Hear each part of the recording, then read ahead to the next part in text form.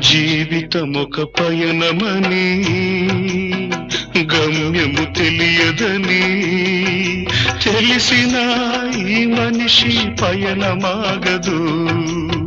జననం ధర్మమని మరణం కర్మమని తెలిసిన జనన మరణ చక్రమాగదు. మరణం తథ్యమని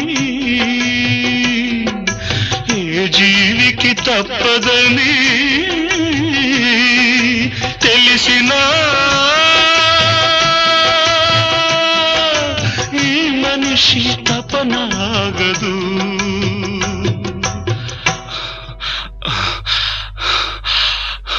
ఈ బ్రతుకు తపనాగదు. ఆగదు ఏ నిమిషము నీ కోసము.